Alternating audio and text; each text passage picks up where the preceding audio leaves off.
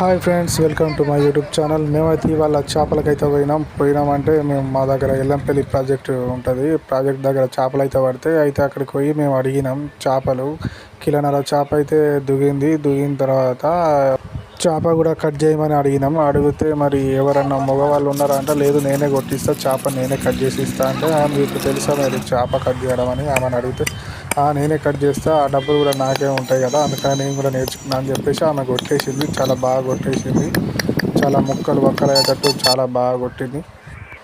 ఇక ఇప్పుడు శ్రావణం కాబట్టి కొంచెం తక్కువనే ఉంటుంది, అంటే కొనుక్కపోయేటోళ్ళు చాలా తక్కువ మంది ఉంటారు.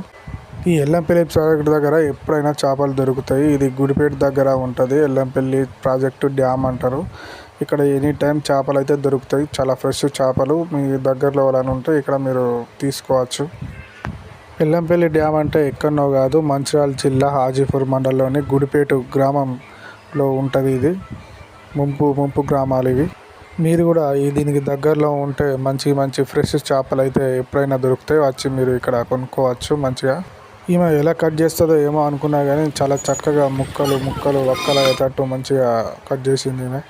చేపను తింటే మాత్రం పులుసుతోనే తినాలి. పులుసుతో తింటే అది చాలా అద్భుతంగా ఉంటుంది వంట. ఎందుకంటే అక్క అయితే ఎంత నీట్గా మంచిగా స్మూత్గా మంచిగా అయితే కట్ చేసి అయితే ఇచ్చింది అక్క. మీరు కూడా రెగ్యులర్గా ఫిష్లకు వచ్చే వాళ్ళు అయితే దగ్గరలో ఉన్న వాళ్ళు ఈ అక్క దగ్గరనే తీసుకొని, చాలా ఫ్రెష్ ఉన్నాయి చేపలు, చాలా బాగా కొట్టిస్తుంది అక్క. చేపలు తినడం అయితే ఆరోగ్యానికి చాలా మంచిది. ఒమేగా 3 ఫ్యాటీ యాసిడ్స్ ఉంటాయి. ఇది గుండెకు మెదడుకు చాలా మంచిది. మేము తీసుకునేది అయితే రవ్వు చేప, ఇది కిలోన్నర ఉన్నది. కిలోన్నరకు మొత్తం కలిపి ఆమెకు మొత్తం 250 అయితే ఇచ్చినాం. కాబట్టి చేపలు తినే వాళ్ళు ఎవరైనా ఉంటే, చేపల లవర్స్ ఎవరైనా ఉంటే మా వీడియోని లైక్ చేసి షేర్ చేసి సబ్స్క్రైబ్ చేయండి. కింద కామెంట్ కూడా పెట్టండి. మా ఛానల్ని మళ్ళీ చేపల వీడియోస్ అయితే మీకు చేసి పెడతా.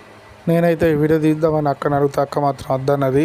చాలా సిగ్గుపడ్డది. అక్క లేదక్క, నువ్వు మంచిగా యూట్యూబ్లో పెడితే మంచి ఫేమస్ అవుతావు, నీకు కూడా గిరాకీ పెరుగుతుంది అక్క అంటే, సరే తీసుకో తమ్ముడు అని అన్నది. పులుసును అన్నంలో వేసుకొని తింటే ఆ మజానే వేరుంటుంది, ఆ టేస్టే వేరుంటుంది. చేప పీస్ లేకుండా మంచిదే కానీ పులుసు బాగుంటే పులుసుతోనే తినబుద్ది అనిపిస్తుంది.